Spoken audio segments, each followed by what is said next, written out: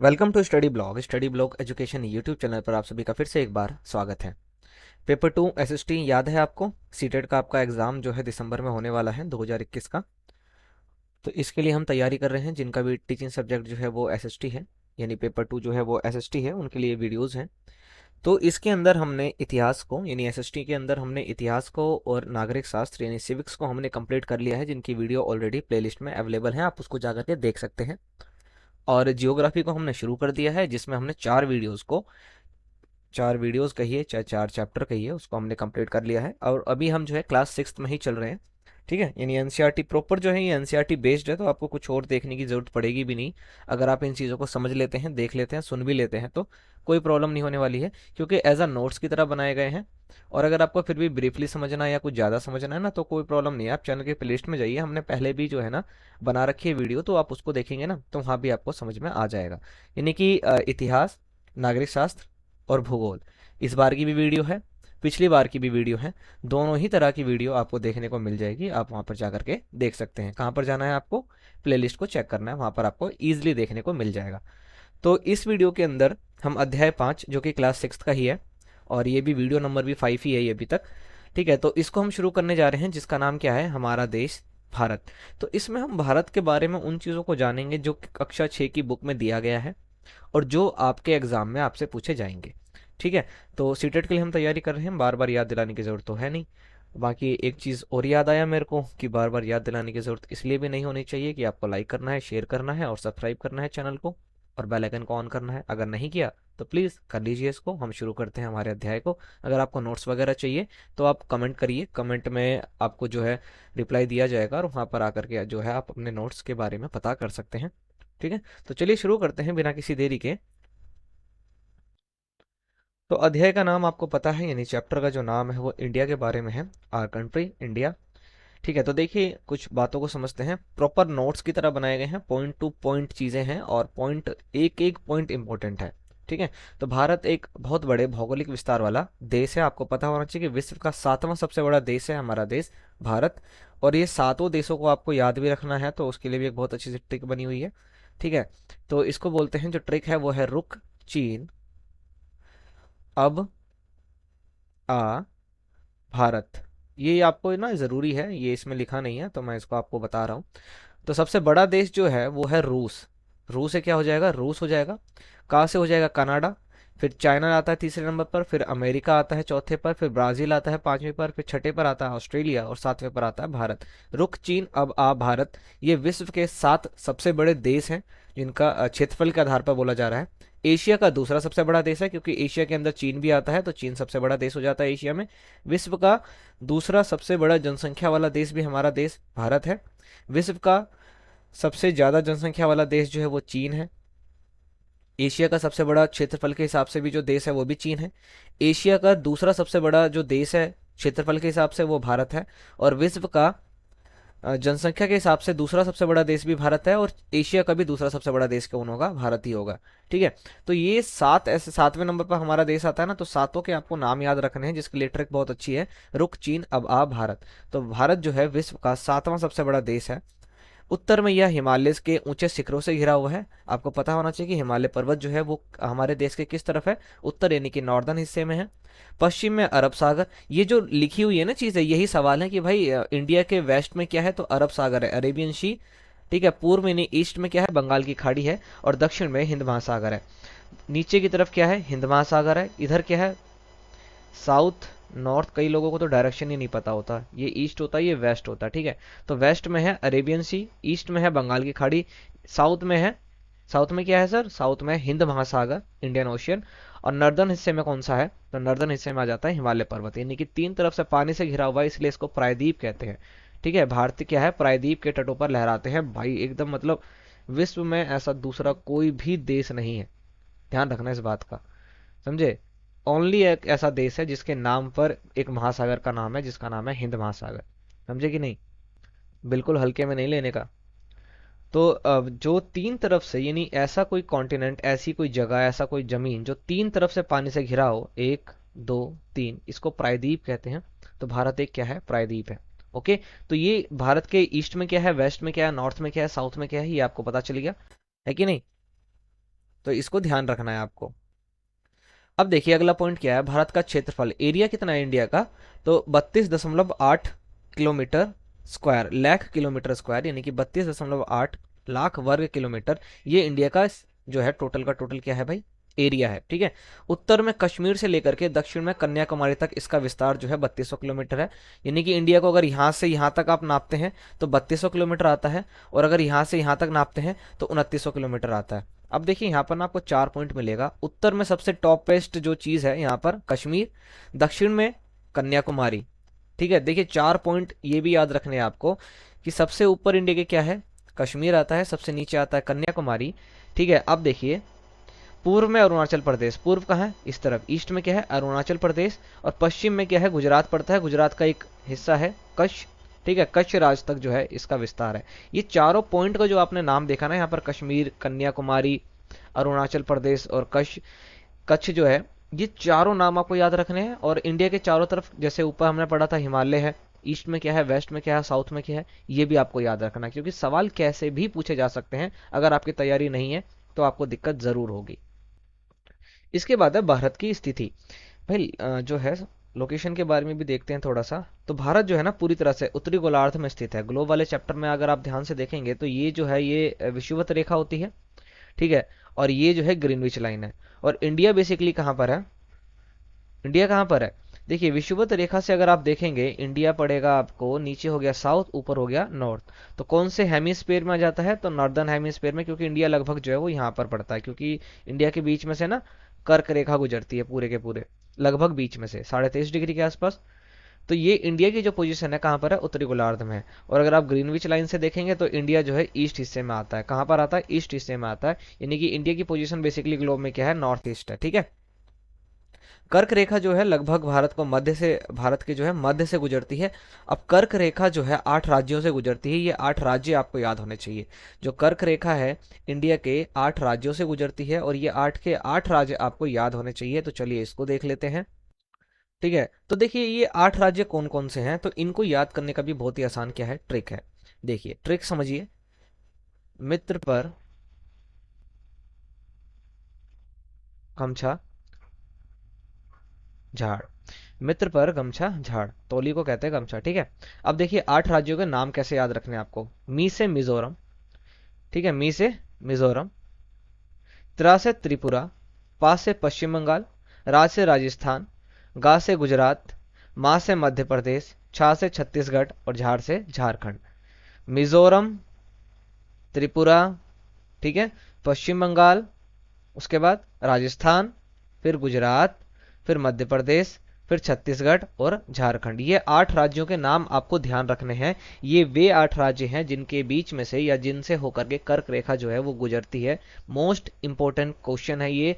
कोई भी राज्य आपसे पूछा जा सकता है कि निम्न में से कौन सा ऐसा राज्य है जिसमें से कर्क रेखा गुजरती है, तो हो सकता है 3 गलत दे, 1 सही दे, तीनों सही दे दे और नीचे एक और ऑप्शन दे दे। कैसे भी सवाल पूछा जा सकता है, तैयारी आपको करनी है। मित्र पर गमछा झाड़ ऐसे याद रखना है। माँ से मिजोरम, त्रा से त्रिपुरा, पा से पश्चिम बंगाल, रा से राजस्थान, गा से गुजरात, माँ से मध्य प्रदेश, छा से छत्तीसगढ़ और झाड़ से झारखंड। ये 8 ऐसे राज्य हैं जहाँ से कर्क रेखा हमारे देश में से गुजरती है। ये 8 राज्यों के नाम आपको ध्यान रखने हैं। ठीक है। अगला पॉइंट है दक्षिण की ओर, दक्षिण से उत्तर की ओर भारत की मुख्य भूमि का विस्तार जो है 8 डिग्री 4 मिनट है। दक्षिण से उत्तर की ओर भारत की मुख्य भूमि का विस्तार 8 डिग्री 4 मिनट है, तथा उत्तर से जो है आप जाएंगे उत्तर, 8 डिग्री 4 मिनट उत्तर, सॉरी, ठीक है, नॉर्थ में है 8 डिग्री 4 मिनट उत्तर। क्योंकि आपको पता है, ये मैंने अभी आपको बताया था कि नर्दर्न हिस्से में आता है। यहाँ पर आपने पढ़ा था कि इंडिया जो है पूरी तरह से उत्तरी गोलार्ध में स्थित है। तो 8 डिग्री 4 मिनट नॉर्थ जो है दक्षिण से उत्तर की जो है हमारे भारत की भूमि विस्तार है, और 37 डिग्री 6 मिनट उत्तर अक्षांश के ये बीच रहता है। तो ये इंडिया का जो है ना स्थिति है ग्लोब के अंदर। यानी आप ग्लोब में ऐसे देखेंगे, ये कर्क सॉरी विषुवत रेखा गई, तो ये वाला जो है हमारा देश आता है यहाँ पर, इसके बारे में बताया गया है। तो देखिए दोनों के दोनों, चाहे ये वाला पॉइंट हो चाहे ये वाला पॉइंट हो, दोनों नॉर्थ में है, क्योंकि इंडिया पूरी तरह से कहाँ एंटायरली कहाँ प्रेजेंट है, नर्दर्न हिस्से में प्रेजेंट है। तो नर्दर्न हिस्से में अगर ये प्रेजेंट है तो भाई इसके जो भी डिग्री या पॉइंट होंगे वो सभी किस में होंगे, किस में होंगे भाई, नॉर्थ में ही होंगे। तो 8 डिग्री 4 मिनट नॉर्थ से लेकर के 37 डिग्री 6 मिनट नॉर्थ में हमारा इंडिया ग्लोब में प्रेजेंट है। अब ग्लोब के अंदर किलोमीटर वगैरह से जो है नहीं नापा जाता, बल्कि डिग्री और मिनटों में निकाला जाता है, क्योंकि आपको पता है कि हर एक एक काल्पनिक लाइनें खींच रखी हैं, और हर एक लाइन जो है, अक्षांश रेखा जो है, वो 1 डिग्री के समांतर से जाती है, और इन्हीं को क्या करते हैं, 1 डिग्री में पृथ्वी 4 मिनट लगाती है घूमने में, तो 1 डिग्री की वैल्यू 4 मिनट होगी, और यहाँ से अब नाप लिया जाता है कि भाई कोई जैसे इंडिया यहाँ पर हो गया तो ये 0 हो गया। अब यहाँ से नाप लेते हैं कि ये कितनी डिग्री और कितने मिनट पर आता है, तो डिग्री निकालने के बाद मिनट में कन्वर्ट करना बहुत आसान है। जितने भी डिग्री आ जाए उसको आप क्या करोगे, 4 से मल्टीप्लाई करोगे तो मिनट में आंसर आ जाएगा। ठीक है, तो अभी हमें कैलकुलेशन तो करना नहीं है, क्योंकि सीटेट में आपसे कैलकुलेशन तो करवाएंगे नहीं, केवल चीज़ें पूछी जाएगी और आपको वो आंसर करना होगा। बाकी आप इसके लिए ना वीडियो देख सकते हैं, क्लास 9th की मैंने एक वीडियो बना रखी है, क्लास 9th का पूरा चैप्टर है। ठीक है, इंडिया साइज एंड लोकेशन, उसमें बहुत अच्छे से समझा रखा है, मैं लिंक डाल दूंगा डिस्क्रिप्शन बॉक्स में, चेक करिएगा उसको ज़रूर, वहाँ पर आपको ये ईजिली देखने को मिल जाएगा, इसमें अच्छे से आपको समझ में आ जाएगा। ठीक है, बाकी कोई प्रॉब्लम नहीं होने वाली है अगर आप देख रहे हैं ठीक से तो ये तो हो गया दक्षिण और उत्तर का। उसके बाद है पश्चिम से लेकर पूर्व तक भारत का विस्तार जो है 68 डिग्री 7 मिनट पूर्व और 97 डिग्री 25 मिनट देशांतर कहाँ पर, पूर्वी देशांतर के बीच में है। तो मैंने बताया कि भाई इंडिया एंटायरली कहाँ पर है, नॉर्थ में है, तो नॉर्थ में जो है इंडिया 8 डिग्री 4 मिनट से लेकर के 37 डिग्री 6 मिनट नॉर्थ में, यानी कि निचला हिस्सा जो है 8 डिग्री 4 मिनट, ऊपर का हिस्सा 37 डिग्री 6 मिनट। अब ग्रीनविच लाइन से अगर आप देखेंगे इसको, यानी देशांतर रेखा से अगर आप देखेंगे, तो इंडिया किस में पड़ता है, ईस्ट में पड़ता है कि नहीं। अगर आप जो है विषुवत रेखा इक्वेटर से देखेंगे तो इंडिया नॉर्थ में पड़ेगा, तो नॉर्थ की तो आपको पता चलेगी, नॉर्थ का लोकेशन इंडिया का क्या है, 8 डिग्री 4 मिनट नॉर्थ से लेकर के 37 डिग्री, यानी ये अगर एक हमारा देश है ना ये, तो मान लीजिए ये एक देश है हमारा इंडिया है, तो इसका जो सबसे नीचे वाला पॉइंट है ना, ये 8 डिग्री 4 मिनट, सबसे ऊपर वाला हिस्सा है जो है 37 डिग्री 6 मिनट नॉर्थ, दोनों ही नॉर्थ में है। ये हमारा साउथ वाला पोर्शन है, ये हमारा नॉर्थ वाला पोर्शन है। ठीक है, अब इंडिया जो है देशांतर रेखा के अनुरूप जो है ईस्ट में भी आती है, तो ईस्ट में आती है क्योंकि वेस्ट में तो आएगी नहीं, तो इसका मतलब जो दो पॉइंट और बनेगी, क्योंकि इंडिया के भाई यहाँ भी तो पॉइंट होंगे और यहाँ भी पॉइंट होंगे, और इन चारों पॉइंटों पे कौन कौन से स्टेट है ये भी आपको बता दिया मैंने ऊपर ही। तो ये जो 2 पॉइंट है ये ईस्ट वाला, दोनों ही ईस्ट में पड़ेगा, क्योंकि अगर आप ग्रीनविच लाइन को देखेंगे तो दोनों ही पूरा का पूरा इंडिया का जो पॉइंट है वो ईस्ट में और नॉर्थ में पड़ता है, इक्वेटर और हमारे ग्रीनविच लाइन से। तो ईस्टर्न पोर्शन में देखिए तो ये 68 डिग्री 7 मिनट से लेकर के, यानी यह जो है 68 डिग्री 7 मिनट से लेकर के 97 डिग्री 25 मिनट ईस्ट में है। ये इंडिया की लोकेशन है ग्लोब के ऊपर। ठीक है, यानी इंडिया का जो ये नॉर्दर्न हिस्सा है ये ग्लोब में 37 डिग्री 6 मिनट नॉर्थ है, जो सर्दर्न हिस्सा है वो 8 डिग्री 4 मिनट नॉर्थ है, जो ईस्टर्न हिस्सा है वो 68 डिग्री 7 मिनट ईस्ट है, और जो वेस्टर्न हिस्सा है वो 97 डिग्री 25 मिनट ईस्ट है। तो ग्लोब पर कैसे देखा जाता है ये आपको समझना पड़ेगा, क्योंकि आपको वैसे बेसिकली दिखाया नहीं जाएगा, केवल पूछा जाएगा। तो ये सवाल पूछा जाएगा तो आपको ऐसे ही आंसर देना है, आंसर को चेंज नहीं करना है, सवाल केवल पूछा जाएगा, बट आपको प्रैक्टिकली पता तो होना चाहिए। इसलिए मैंने कहा कि आप इस वीडियो को जरूर देखिएगा, अगर आपको थोड़ा और समझना है तो वहाँ पर भी इजीली समझ में आपको आ जाएगा। हम आगे चलते हैं। तो ये तो हो गया भारत की स्थिति और भारत के बारे में कुछ बातों को समझ लिया हमने। अब आगे देखते हैं कि आगे और क्या इस चैप्टर के अंदर बताया गया है। अब है भारत का भौतिक विभाजन। भौतिक विभाजन, फिजिकल डिवीजेशन की बात हो रही है। तो देखिए, हिमालय पर्वत को 3 मुख्य समांतर श्रृंखलाओं में बांटा जाता है। सबसे उत्तर में स्थित श्रृंखला को वृद्ध हिमालय या हिमाद्री कहते हैं। हिमालय जो है हमारा आपको पता है नॉर्दर्न हिस्से में है, तो इसकी 3 श्रृंखला जो है बनाई गई है, 3 श्रेणी बनाई गई है। जो सबसे ऊपर है, सबसे नॉर्थ में है, इसको वृद्ध हिमालय या हिमाद्री कहते हैं। सबसे ऊपर वाले को क्या बोलते हैं, हिमाद्री बोलते हैं। ठीक है, यहाँ पे एकदम बर्फ जमी रहती है। बीच वाली श्रृंखला को, इसमें बोला गया कि हिमाद्री श्रृंखला के ऊपर जो है विश्व का सबसे ऊंचा शिखर माउंट एवरेस्ट है। ये पूछा जा सकता है कि माउंट एवरेस्ट हिमालय की किस रेंज में आता है, तो सबसे ऊपरी रेंज जिसका नाम है हिमाद्री, इसके अंदर जो है माउंट एवरेस्ट है, और माउंट एवरेस्ट बेसिकली नेपाल के अंदर है। ठीक है, अब मध्य हिमालय, ये जो बीच वाला हो गया, इसको मिडिल हिमालय कहते हैं या इसको हिमाचल भी कहते हैं। ठीक है, ये भी ध्यान रखना है। अब हिमाचल है तो इसका मतलब हिमाचल प्रदेश जो शिमला वगैरह है वो किस में आएगा, इसी में आता है, मध्य हिमालय में। सबसे नीचे वाले को क्या बोलते हैं, शिवालिक बोलते हैं।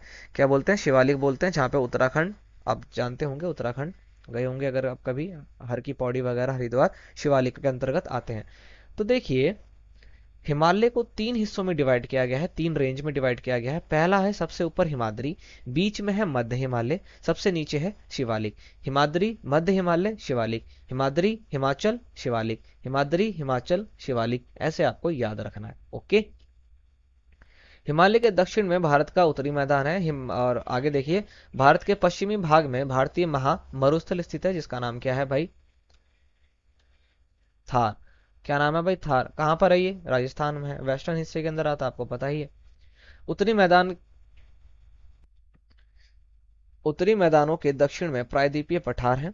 यानी इंडिया को अगर आप डिवाइड करेंगे कुछ इस प्रकार से, तो ये तो हो गया हिमालय वाला हिस्सा, ठीक है। यहाँ पर हो गया थार मरुस्थल। अब ये जो वाला हिस्सा आता है ना, पेनिनसुलर प्लेटू, इसके अंदर जो है क्या है, हमारा पठार वगैरह है। तो दक्कन का पठार कहाँ पर है इंडिया में?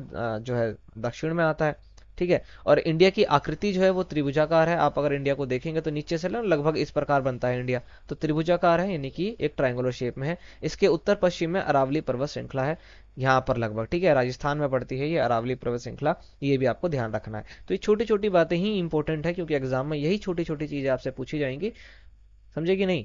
क्योंकि आप टीचर बनने जा रहे हैं तो भैया ये देखा जाएगा कि आप किस तरह के लॉजिक्स का इस्तेमाल करते हैं। ये नहीं देखा जाएगा कि आप रट के कैसा जाते हैं। आपने बीएड वगैरह की होगी तो उसमें आपको पता है कि रटने की तो प्रवृत्ति को वैसे ही मना करते हैं कि भाई रटना नहीं चाहिए।